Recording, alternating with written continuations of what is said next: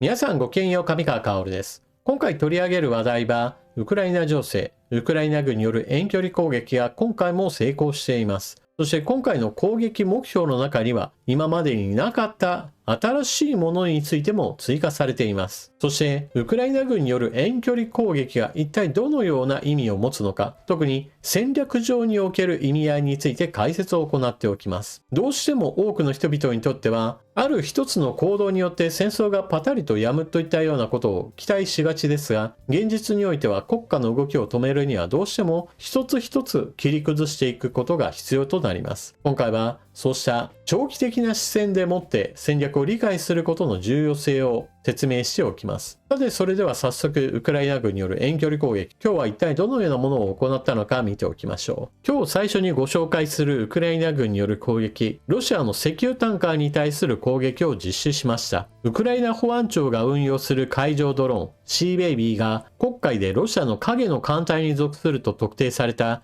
石油タンカーを攻撃しました。コモロ諸島の旗を掲げ、ダシャンと名付けられたこの船はウクライナの排他的経済水域内を航行し、ロシアのノボロシースク港に向かっていたと報じられています。この2週間、ウクライナの無人機によって破壊されたタンカーは、この影の艦隊としては3隻目となります。こうしたタンカーのおおよそのコストは3000万ドルで、最近の輸送では少なくとも1回、ほぼ6000万ドル相当の石油製品を輸送しました。タンカーは航跡情報をオフにした状態で全速力で航行しており、重大な損傷を受けたと関係者は語っています。ダシャン号はロシアの原材料を輸送し、識別システムをオフにした状態での高リスク航行を理由に EU、イギリス、カナダ、オーストラリア、スイスから制裁を受けていました。過去2週間でロシアが国際制裁を回避するのに役立った影の艦隊のタンカーが無力されたのはこれで3隻目だとウクライナの情報筋は語っています。そして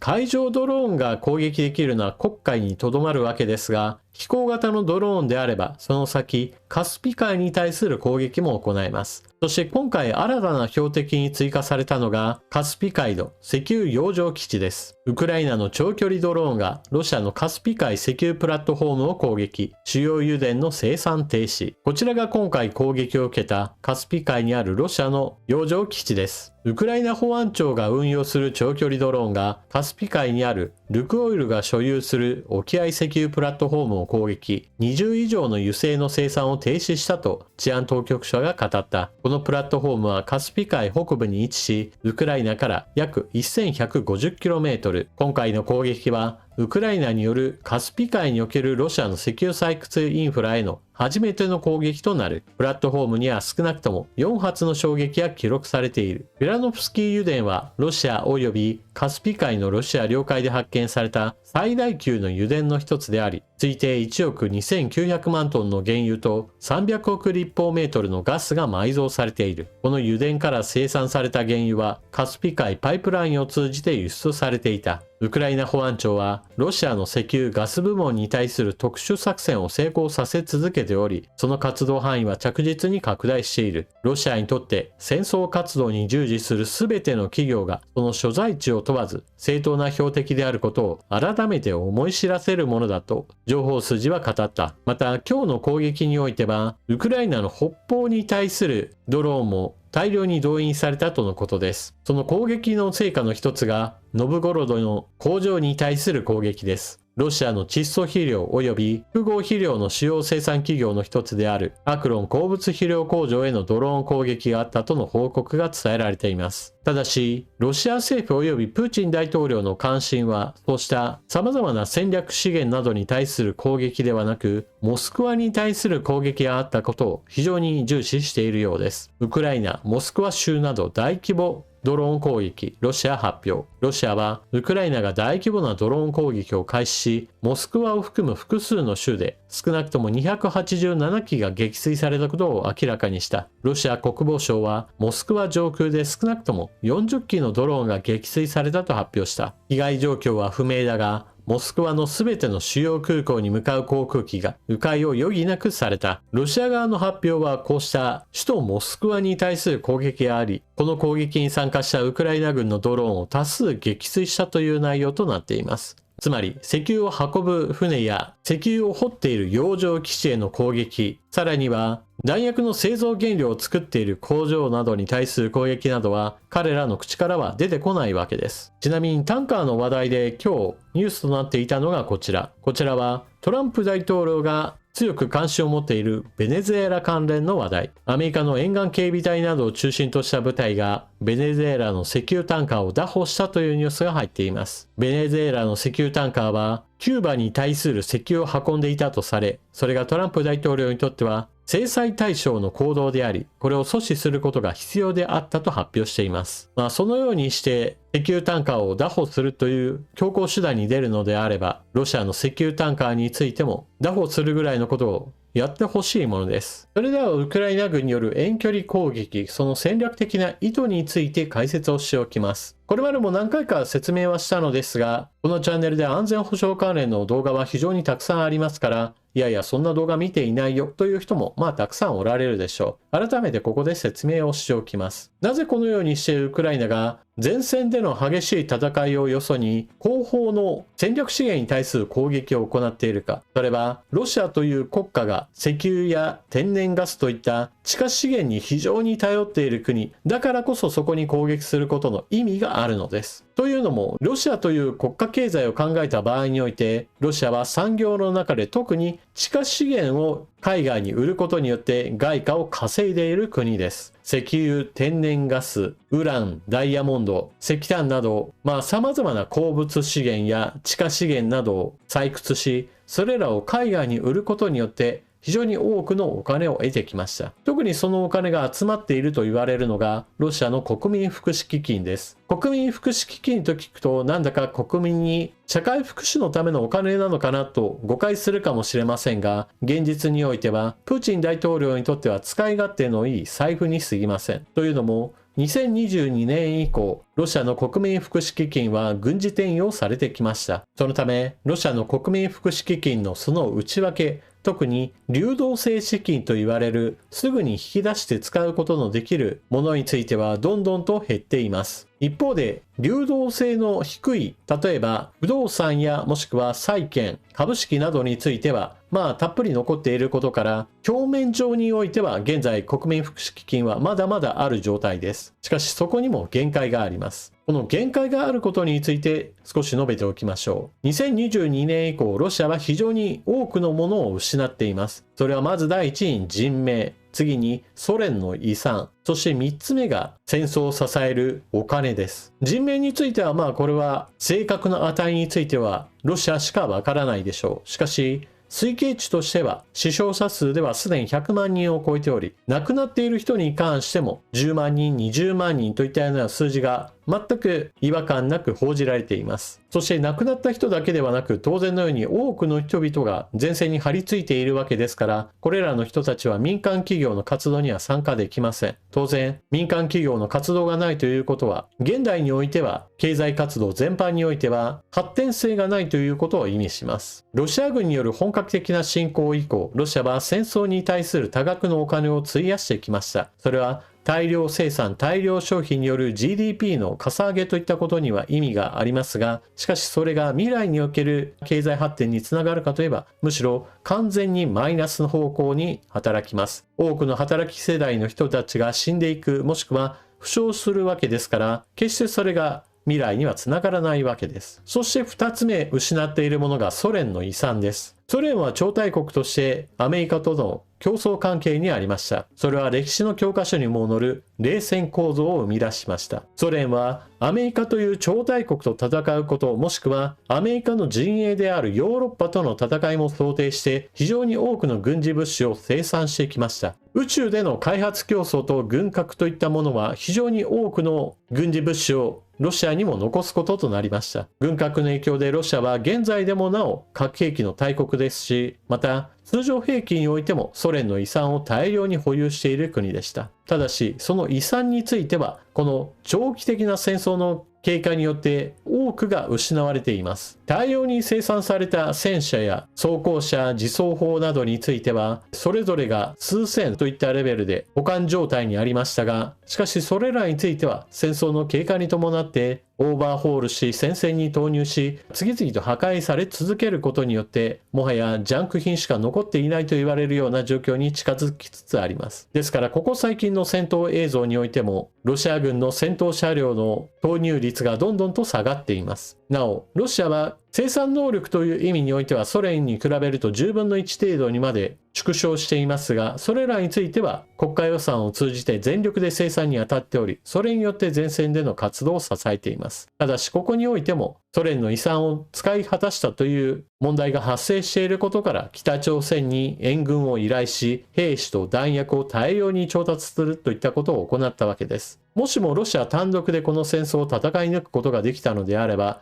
そもそも北朝鮮に援軍も弾薬の供給も求めなかったでしょう。そして第3の失っているものがお金です。ちょっと最初の話にとつながってきますが、石油や天然ガス、そういったものに対する攻撃を行うことによって収入それ自体に対する打撃を与えることができます。生産活動を止めることができれば機械損失を発生させますし、また余剰分を失うといったことは当然のように国内における需給についても悪化させることができます。その結果として現在発生しているのが国民福祉基金であれば流動性資金については最盛期と比べて 60% 減少しているという報道が出ています。流動性の資金というのは現金やゴールドといった換金性の強い資産のことを言います。これらについて半分以下になっているわけですから当然のように資金繰りとしては悪化してしまいます。そしてもう一つ現実として起こっていることというのが年々上がってきた軍事予算についてついに2026年予想は減少へと転じたのです。当初プーチン大統領は本格的な侵攻を行えば芸人上がりのゼレンスキー大統領はさっさと亡命してウクライナの政権は崩壊するだろうと考えていたとされています。しかし現実においてはゼレンスキー大統領現在でもなおとどまっていることもあり政権は維持されウクライナ軍による抵抗は続いています。そうしたこともあってロシアは2022年以降年々軍事予算を拡大させてきました。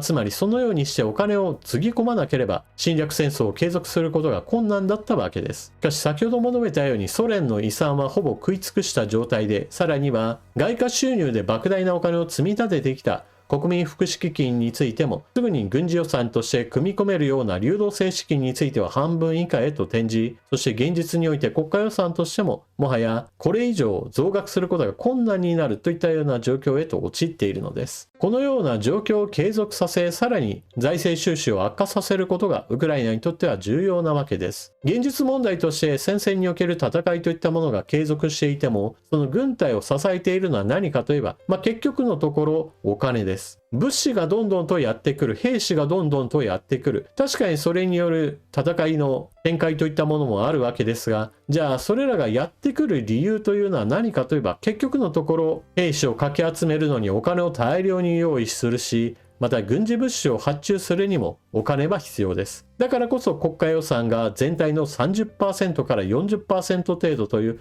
非常に高い割合でロシアの財政を苦しめているわけです。非常に地味なように見える話ですが、しかし戦略上においては非常に理にかなった作戦であるといったことを評価すべきです。ただしこの作戦というのはロシアに対してだからこそ意味があります。なぜならば最初にも述べましたが、ロシアは地下資源に頼っている国であり、だからこそそこに攻撃を集中させることの意味があります。もしもロシアの民間企業が非常に多くの有名な世界的な企業があって、そこから上がってくる経済活動の結果としての税収が非常に大きければ、それらはもはや止めようがないものとなります。あっちこっち攻撃しても企業といったものはなかなか活動を停止させることができません。一方において地下資源に頼っているロシアだからこそ石油の貯蔵タンクや精製施設、運ぶ手段、そういったものに攻撃を行う効果があるわけです。どうしてウクライナが戦略資源に対する攻撃を延々と行っているか、今回の解説で理解が進んでくれると嬉しいです。さて続いてはウクライナを支援する EU の動き、 EU ロシア資産無期限凍結へ、多数決採用で拒否権回避。イギリスのフィナンシャルタイムズは EU が域内で保管するロシアの凍結資産最大約38兆円を無期限に凍結する方針だと報じた。来週の EU 首脳会議を前にロシア寄りの姿勢を示すハンガリーの拒否権行使によって対ロシア制裁の延長が阻まれ、ロシア資産を活用したウクライナ支援が滞る事態を避ける狙いがあるという。フィナンシャルタイムズによると、対ロシア制裁の延長には通常、加盟国の全会一致が必要だが、EU は経済危機時の緊急条項を用いて、数日中にも資産の無期限凍結を多数決で決める方向で調整している。 EU には全会一致を基本とするという原則があります。そのためこれまで何度となくハンガリーが反対することによってウクライナに対する支援を止めたりもしくは遅らせるといったことを繰り返し行ってきました。そうしたこともあって今回は多数決による採決によって物事を決めようという方向へと EU が動いているというのです。もしもこれが事実であるとするならばこれは大きな前進となるでしょう。ウクライナ支援は今よりもずっとスムーズに展開することとなります。逆に言えばハンガリーに対してはそれほど全体の方向と意見が違うのであればいっそのこと脱退することも考えてはどうかと進める場面かもしれません。これまでハンガリーはそのようにしてダダをこねることによって少しでも自らに対する利益の誘導も図ってきました。もしも多数決による採決といったものが実施されればそのような流れについてもこれからは見直しが進むかもしれません。ちなみに EU のここ最近の動きなのですが中国に対してもちょっと動きを見せています。EU が日本モデルにレアアース備蓄制度発表。中国依存からの脱却へ欧州委員会が新計画。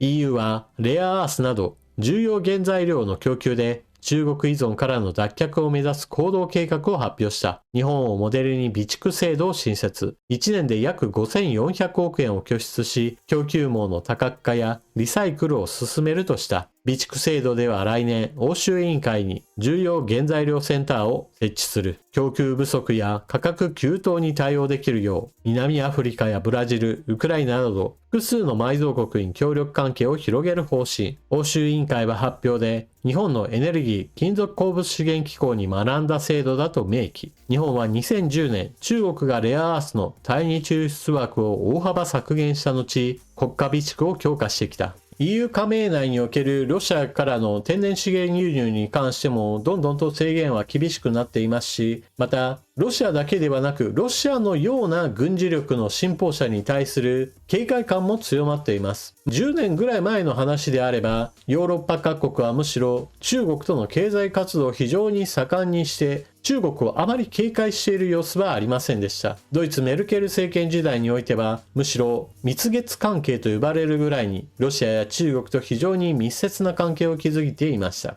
現在ではそれが見直しの時期に入っており、ロシアの軍事侵攻、そしてその後起こりうる危険性として中国も同様にして軍事力を振るう可能性についても意識し始めています。ヨーロッパの自分たちの基準に合うようにルール設定を行って日本に対する締め付けを行うといったこともこれまではたくさんありました。しかし協力できる部分については協力を行うべきでしょう。これまで日本は独自にレアアースのオーストラリアからの供給を増やしたり国家備蓄などについて取り組んだりなどもしてきました。一国だけで取り組むだけではなくこうしたヨーロッパの動きとも連動して中国に頼らない形でレアアースの確保といったことも進めることは重要でしょう。もちろんレアアースを全く使わないで同等の製品を作れるといった技術や開発などについてもお金をかけるべきです。それらについては少しずつ行ってきて実際に成果は現れています。さらにそれを加速させ、そもそもレアアースなくてもいいんじゃないぐらいのところまで行くというのが中国依存の脱却には必要だと見られます。というわけで今回は前半部分においてウクライナの遠距離攻撃の戦略的な意味について解説。